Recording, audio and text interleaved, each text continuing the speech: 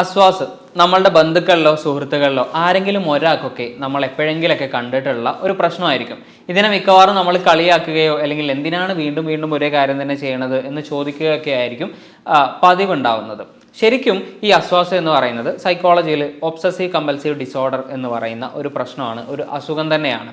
ഈ obsessive compulsive disorder എന്ന് പറയുന്നത് ഒരു കാര്യം ചെയ്തു കഴിഞ്ഞു കഴിഞ്ഞാൽ ആ ചെയ്തത് ശരിയായില്ല എന്നോ അതല്ലെങ്കിൽ അങ്ങനെയല്ല ചെയ്യേണ്ടിയിരുന്നത് എന്നുള്ള ഒരു ചിന്ത വല്ലാതെ മനസ്സിൽ കിടന്ന് കളിക്കുകയും അതുകൊണ്ട് ഭയങ്കരമായിട്ടുള്ളൊരു ബുദ്ധിമുട്ടുണ്ടാവുകയും ഈ ബുദ്ധിമുട്ട് കുറക്കാൻ വേണ്ടിയിട്ട് ചെയ്തത് തന്നെ കുറച്ചും കൂടി നന്നായിട്ട് ചെയ്യാം എന്നുള്ള രീതിയിൽ വീണ്ടും ചെയ്യുന്നതാണ്. പക്ഷേ അങ്ങനെ ചെയ്യുമ്പോൾ ഇവർക്ക് ഈ ചിന്തയിൽ നിന്ന് ചെറിയൊരു ആശ്വാസം കിട്ടും. പക്ഷേ ആ കിട്ടുന്ന ആശ്വാസം എന്ന് പറയുന്നത് വളരെ കുറച്ച് സമയത്തേക്ക്, കുറച്ച് സെക്കൻഡുകളിലേക്ക് അല്ലെങ്കിൽ കുറച്ച് സമയത്തേക്ക് മാത്രമേ നിൽക്കുന്നുള്ളൂ. ഈ ചിന്ത വീണ്ടും വരും. ഈ ചിന്ത വീണ്ടും വരുന്ന സമയത്ത് നേരത്തെ ചിന്ത വന്നപ്പോൾ നമ്മളൊരു കാര്യം ചെയ്തപ്പോൾ ഈ ബുദ്ധിമുട്ട് കുറച്ച് കുറഞ്ഞിട്ടുണ്ട്, അപ്പോൾ അതേ കാര്യം വീണ്ടും ചെയ്യും. ആ കാര്യം വീണ്ടും ചെയ്യുമ്പോൾ കുറച്ചൊരു ആശ്വാസം കിട്ടും. കുറച്ച് കഴിയുമ്പോൾ ഇതേ ചിന്ത വീണ്ടും വരും, ബുദ്ധിമുട്ടുണ്ടാവും, അതേ കാര്യം വീണ്ടും ചെയ്യും. ഇതിങ്ങനെ ഒരു സൈക്കിളായിട്ട് വരും. അപ്പോൾ ശരിക്കും ഇവർക്ക് വരുന്ന ഒരു ചിന്തയാണ് ഇവർക്ക് വല്ലാതെ ബുദ്ധിമുട്ടുണ്ടാക്കുകയും ഈ ബുദ്ധിമുട്ട് ഇല്ലാതാക്കാൻ വേണ്ടിയിട്ടാണ് ഇവർ ചെയ്യുന്ന കാര്യങ്ങൾ വീണ്ടും വീണ്ടും ചെയ്യുകയും ചെയ്യുന്നത്. ഇപ്പോൾ നമ്മൾ നിരന്തരമായിട്ട് വരുന്ന ഒരു കാര്യം ചെയ്തു കഴിഞ്ഞാൽ അത് ശരിയായില്ല എന്നുള്ളതോ വീണ്ടും ചെയ്യണം എന്നുള്ളതോ തോന്നുന്ന ആ ചിന്തനെയാണ് നമ്മൾ ഒബ്സഷൻ എന്ന് പറയുന്നത്.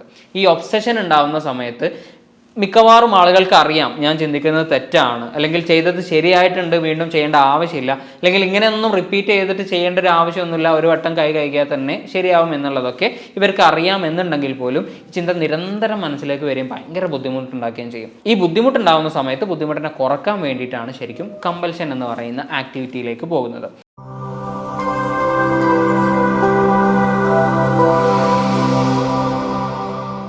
എൻ്റെ പേര് ഫർഹാൻ, കോൺവോ വെൽനസ് സെൻ്ററിൽ കൺസൾട്ടൻറ്റ് സൈക്കോളജിസ്റ്റാണ്. എൻ്റെ അടുത്ത് വന്നിട്ടുള്ള ഒരു സ്ത്രീ 45 വയസ്സായിട്ടുണ്ട്, മുസ്ലിമാണ്. ഭക്ഷണം കഴിക്കാൻ പോകുന്നതിന് മുമ്പ് ആദ്യം ഒന്ന് കൈ കഴുകും, പിന്നെ ഒന്ന് സോപ്പിട്ട് കഴുകും. സോപ്പിട്ട് കഴുകി കഴിഞ്ഞ് കഴിഞ്ഞാൽ പിന്നുള്ള പ്രശ്നം സോപ്പിൻ്റെ പത മുഴുവനായിട്ട് പോയിട്ടില്ല എന്നുള്ളതാണ്. അപ്പോൾ സോപ്പിൻ്റെ പത കളയാൻ വേണ്ടിയിട്ട് വീണ്ടും ഒന്നും കൂടി കഴുകും. അങ്ങനെ കഴുകി കഴിഞ്ഞ് കഴിഞ്ഞാൽ പിന്നുള്ള പ്രശ്നം കഴുകിയ സമയത്ത് ബേസിനിലേക്ക് വെള്ളമായിട്ട് അത് കൈമിലേക്ക് തെറിച്ചിട്ട് കൈ പിന്നെയും വൃത്തികേടായിട്ടുണ്ട് എന്നുള്ളതാണ്. അപ്പോൾ ഒരു വട്ടം കൂടി കഴുകും, പിന്നെയും സോപ്പിട്ട് കഴുകും. സോപ്പിട്ട് കഴിക്കുമ്പോൾ സോപ്പിൻ്റെ പത പോകാൻ വേണ്ടിയിട്ട് പിന്നെയും കഴുകും. ഇതേ ചിന്ത പിന്നെയും വരും. ഇതിങ്ങനെ റിപ്പീറ്റായിട്ട് ചെയ്തുകൊണ്ടിരിക്കും. അങ്ങനെ ഒരുപാട് സമയം കഴിഞ്ഞിട്ട് ഇനി മതി, ഇനി ആവൂല എന്ന് വിചാരിച്ചിട്ടാണ് ഭക്ഷണം കഴിക്കാനിരിക്കുക. അങ്ങനെ ഭക്ഷണം കഴിച്ച് കഴിഞ്ഞ് കൈ കഴുകുമ്പോൾ, ഭക്ഷണം കഴിച്ച് കഴിഞ്ഞിട്ട് കൈ കഴുകുമ്പോൾ ഇതേ അവസ്ഥ തന്നെയാണ്.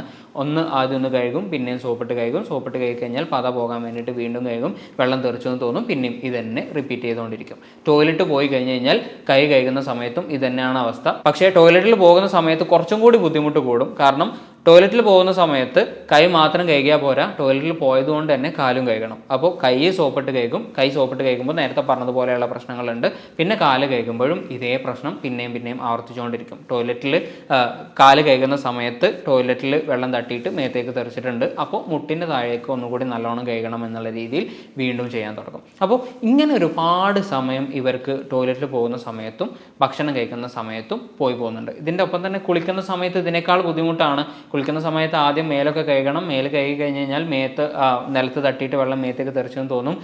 നിലത്ത് തട്ടിയിട്ട് ചുമരിലേക്കൊക്കെ വെള്ളം തെറിച്ചെന്ന് തോന്നുന്നുണ്ട്. പിന്നെ ആ ചുമര് മുഴുവൻ വൃത്തിയാക്കണം, മേല് പിന്നെയും പിന്നെയും വൃത്തിയാക്കണം. അങ്ങനെ മണിക്കൂറുകളോളം കുളിക്കുന്ന ഒരവസ്ഥയൊക്കെയാണ് ആ സ്ത്രീക്ക് ഉണ്ടാവാറുള്ളത്. ഇവരുടെ മക്കൾക്ക് ഇതൊരു പ്രശ്നമാണ് എന്നുള്ളത് അറിയില്ല, അശ്വാസമാണെന്നാണ് അറിയുക.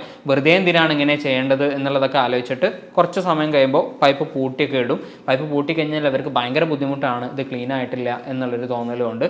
എന്നിട്ട് ഒരുപാട് സമയം ബാത്റൂമിൽ നിൽക്കും. മക്കളോട് വാദിക്കാനൊരു സമയമൊന്നും ഇല്ലാത്തതുകൊണ്ട്, ബുദ്ധിമുട്ടുള്ളതുകൊണ്ട് പിന്നെ കയറി വരികയാണ് ചെയ്യുക. എന്നാലും പിന്നെയും സമയത്തേക്ക് ബുദ്ധിമുട്ടുണ്ടാവും.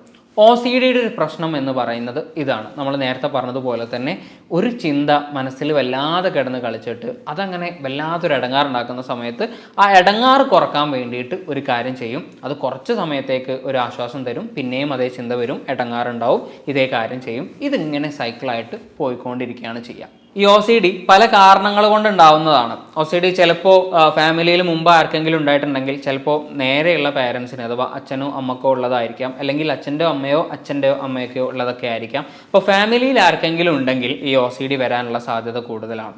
അല്ല എന്നുണ്ടെങ്കിൽ ഏതെങ്കിലും ഒരു സമയത്ത് എന്തോ ചെയ്തപ്പോൾ ചെറിയൊരു സംശയം വന്ന്, ഇപ്പോൾ സാധാരണഗതിയിൽ നമുക്കൊക്കെ ഉണ്ടാവാറുണ്ട്, നമ്മൾ കിടന്ന സമയത്ത് ഡോർ ലോക്ക് ചെയ്തിട്ടുണ്ടോ എന്ന് ചെറുതായിട്ടൊന്ന് തോന്നും. അപ്പോൾ നമുക്ക് ഭയങ്കര ബുദ്ധിമുട്ട് വരും. അപ്പോൾ നമുക്കിങ്ങനെ ഓർമ്മയുണ്ടാവും ഒരു പക്ഷേ ഡോർ ലോക്ക് ചെയ്തിട്ടുണ്ട് എന്നുള്ളത്. എന്നാൽ പോലും ഒന്ന് ചെക്ക് ചെക്ക് ചെയ്താക്കാം എന്ന് വിചാരിച്ചിട്ട് നമ്മൾ ലോക്ക് ചെയ്യും, വന്ന് കിടക്കും, പിന്നെ നമുക്ക് പ്രശ്നമൊന്നും ഉണ്ടാവാറില്ല. ചില ആളുകൾക്ക് ഇങ്ങനെയുള്ള തോന്നലുകളാണ് കുറച്ചും കൂടി കൂടി OCD ആവാറുള്ളത്. ഇപ്പോൾ ഇങ്ങനെ എപ്പോഴും ഒന്ന് തോന്നി ശരിയായില്ല എന്നുള്ളത് ഒന്നും കൂടി ചെയ്തു, അപ്പോൾ ഒന്നും കൂടി ചെയ്ത് നോക്കാം എന്ന് ഉറപ്പിക്കാൻ വേണ്ടിയിട്ട് ഒന്നും കൂടി ചെയ്യും.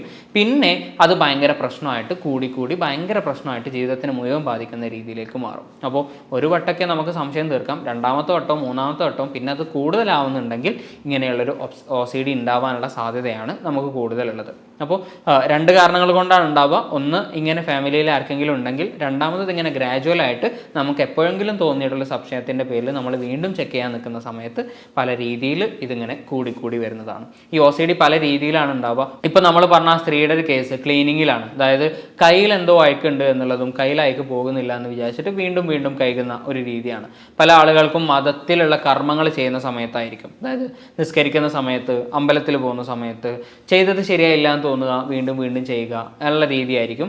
ചില ആളുകൾക്ക് നമുക്കെന്തോ അസുഖമുണ്ട് എന്നുള്ളത് തോന്നിയിട്ട് വീണ്ടും ഹോസ്പിറ്റലിൽ പോവുക, എന്നിട്ട് ഇല്ല എന്നുള്ളത് ഉറപ്പിക്കുക, അങ്ങനെയുള്ള രീതിയായിരിക്കും. ചില ആളുകൾക്ക് പൈസ എണ്ണുന്ന സമയത്ത് അത് എണ്ണിയത് ശരിയായില്ല, വീണ്ടും എണ്ണണം എന്ന് തോന്നുന്നതായിരിക്കും.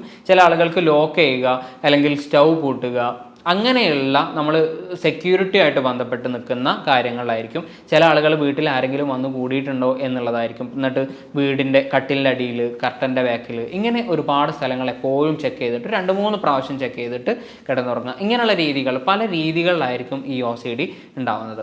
എങ്ങനെയാണെങ്കിലും OCD ഒരു പ്രശ്നം എന്ന് പറയുന്നത് ഈ ചിന്ത ഉണ്ടാക്കുന്ന ഇടങ്ങാറുമാണ്. ആ ഇടങ്ങാറ് കുറക്കാൻ വേണ്ടിയിട്ടാണ് കമ്പൽഷൻ എന്ന് പറയുന്ന ഒരു രീതിയിലേക്ക് മാറുന്നത്. അപ്പോൾ സ്വാഭാവികമായിട്ടും ഇടങ്ങാറ് മാറ്റാനാണ് നമ്മൾ കമ്പൽഷനിലേക്ക് പോകുന്നത് എന്നുള്ളത് കൊണ്ട് തന്നെ ഈ ഇടങ്ങാറ് മാറ്റാൻ വേറെ ഏതെങ്കിലും മെത്തേഡുകൾ നമ്മൾ ചൂസ് ചെയ്യുക എന്നുള്ളതാണ് ഇങ്ങനെയുള്ള കമ്പൽഷൻസ് ഉണ്ടാകുന്ന സമയത്ത് അല്ലെങ്കിൽ ഓപ്ഷൻസ് ഉണ്ടാകുന്ന സമയത്ത് നമുക്ക് ചെയ്യാനുള്ളത്. അതിന് ബ്രീത്തിങ് എക്സസൈസ് ചെയ്യുകയോ അല്ലെങ്കിൽ നമ്മുടെ മൈൻഡ് വേറെങ്കിലും കൺവേർട്ട് ചെയ്തിട്ട് വേറെ എന്തെങ്കിലും പണിയെടുക്കുകയോ ഒക്കെ ചെയ്യാവുന്നതാണ്. അതൊന്നും ചെയ്തിട്ടും ഒരു നിലക്കും രക്ഷയില്ല, നമുക്കിതിനെ കൺട്രോൾ ചെയ്യാൻ പറ്റുന്നില്ല, ഒരുപാട് സമയം നമ്മുടെ ജീവിതത്തിന് ഇത് ബാധിക്കുന്നുണ്ട് എന്നുണ്ടെങ്കിൽ നല്ലൊരു സൈക്കോളജിസ്റ്റിനെ കണ്ട് ട്രീറ്റ്മെൻറ്റ് എടുക്കാവുന്നതാണ്. മിക്കവാറും സമയങ്ങളിൽ ഒരു 3-4 സെഷൻ കൊണ്ടൊക്കെ മാറിപ്പോകുന്നതാണ്. പിന്നെ സിവിയറിറ്റിക്ക് അനുസരിച്ചാണ് കൂടുതൽ സെഷൻ വേണ്ടി വരുമോ കുറച്ച് മതിയോ എന്നുള്ളതൊക്കെ തീരുമാനമാവുന്നത്. അപ്പോൾ വേറൊരു ടോപ്പിക്കുമായിട്ട് അടുത്ത വീഡിയോയിൽ കാണാം. Thank you.